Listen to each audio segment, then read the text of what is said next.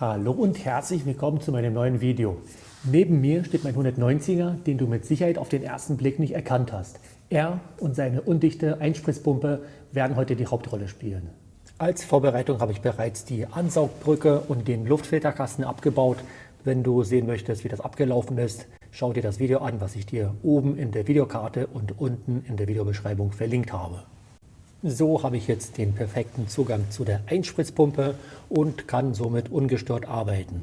Das Problem befindet sich oben an den Druckhalteventilen, deshalb werde ich sie ausbauen müssen und an dieser Stelle alle Dichtungen durch neue ersetzen. Ein ähnliches Problem mit der Undichtheit der Einspritzpumpe hat auch mein T-Modell gehabt, dort war aber ein anderer Bereich betroffen. Ich musste dort die Deckeldichtung austauschen und die gesamte Förderpumpe zerlegen und abdichten. Ich finde diese Aktion sehr interessant, deshalb habe ich dir das Video in der Videokarte und in der Videobeschreibung verlinkt. Jetzt komme ich aber zu diesem Fahrzeug.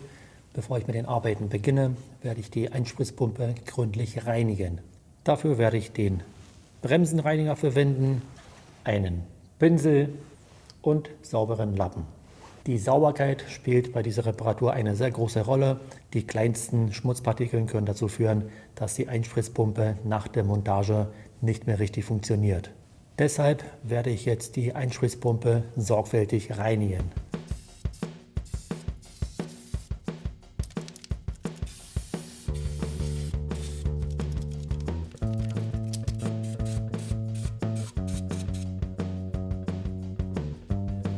Und jetzt, nach der Reinigung, kann der erste Demontageschritt folgen. Ich werde die Kraftstoffleitungen lösen und entfernen. Dafür verwende ich den Maulschlüssel, Schlüsselweite 14 mm.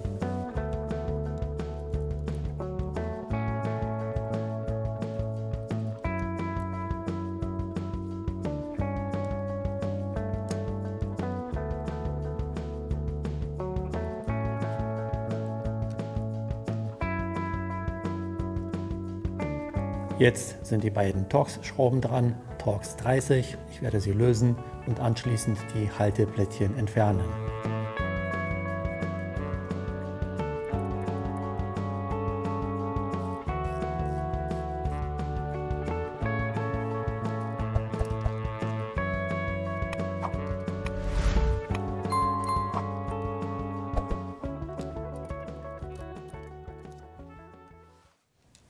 Für den nächsten Arbeitsgang brauche ich diesen Sonderschlüssel, einen Vielzahnschlüssel, Größe 12,5 mm.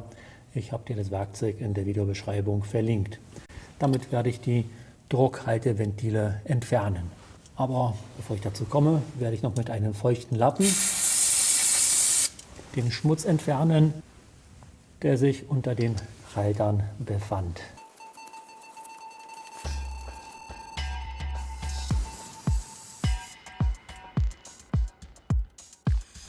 Jetzt ist alles schön sauber, deshalb kann ich mit der Demontage von dem ersten Druckhalteventil beginnen.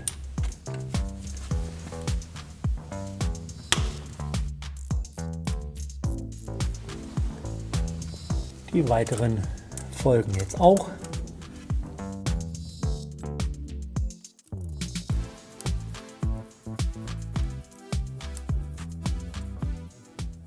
Ich habe alle Druckhalteventile gelöst. Jetzt werde ich sie nacheinander ausbauen und mit neuen Dichtringen bestücken. Das ist die Artikelnummer. Man benötigt pro Halteventil einen Dichtring. Bei der Gelegenheit werde ich auch die Unterlegscheiben austauschen. Das ist die Artikelnummer und hier ist es genauso. Pro Halteventil benötigt man eine Unterlegscheibe. Jetzt wird der erste ausgebaut. Man muss aufpassen, damit man die Feder nicht verliert. Sie befindet sich da drin. Die werde ich jetzt auch entnehmen. Da sieht man den Dichtring, der gleich ausgetauscht wird. Und die Unterlegscheibe befindet sich da drin. Die werde ich gleich rausnehmen und durch eine neue ersetzen. Den Austausch werde ich aber mit dem Dichtring beginnen. Da die Sauberkeit sehr wichtig ist, wird er erstmal gereinigt. Und jetzt kann ich ihn entfernen. Er war so hart, dass er sofort kaputt gegangen ist. Also kein Wunder, dass er nicht mehr richtig abdichten konnte. Jetzt wird der neue Ring befestigt. So, das ist erstmal fertig. Jetzt werde ich die Unterlegscheibe austauschen. Sie lässt sich ganz einfach mit einem spitzen Gegenstand rausnehmen. Und so sieht sie aus. Sie wird jetzt durch eine neue ersetzt. Jetzt kann an dieser Stelle der Zusammenbau erfolgen. Erstmal die Unterlegscheibe rein.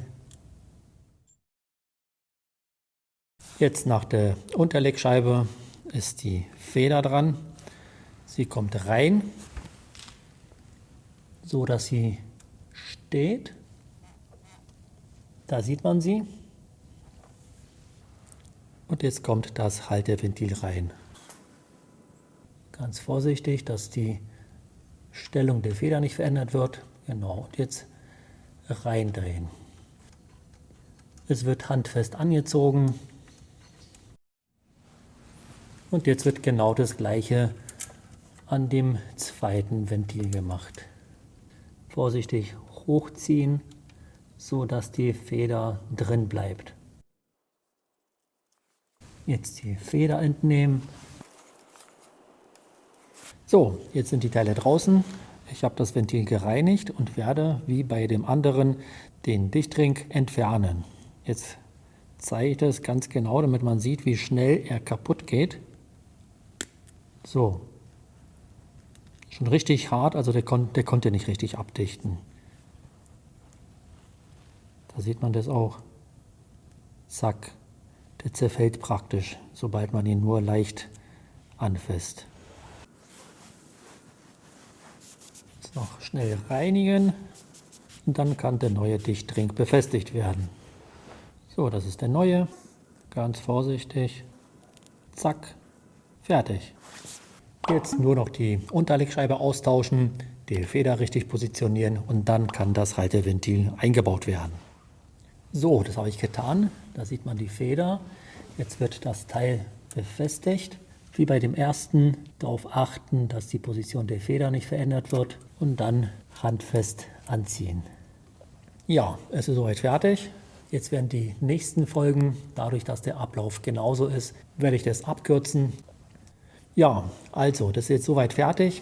Ich komme zu dem Arbeitsgang, der sehr wichtig ist. Er entscheidet, ob die Pumpe störungsfrei funktioniert. Jetzt werden sie mit dem Drehmomentschlüssel angezogen. Man muss aber darauf achten, dass sie exakt gleich angezogen werden. Deshalb werde ich das in 3 Etappen machen. Ich fange an mit 20 Newtonmeter.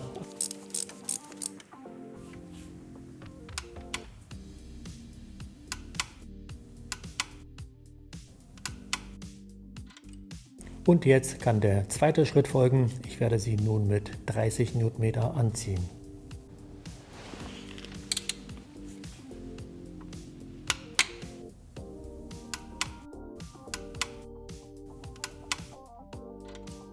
Jetzt kann der Abschluss folgen, 35 Newtonmeter.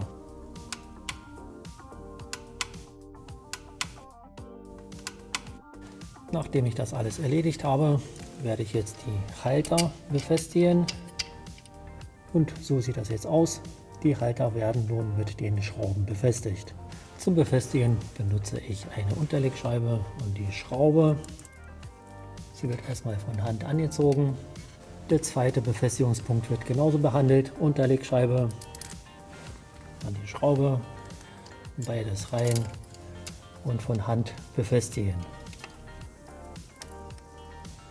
Jetzt werden die Kraftstoffleitungen befestigt und nur leicht angezogen.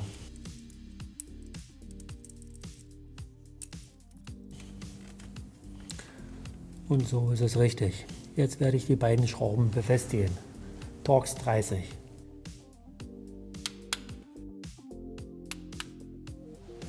Jetzt kann der 14er Mausschlüssel zum Einsatz kommen. Damit werde ich die Kraftstoffleitungen festziehen.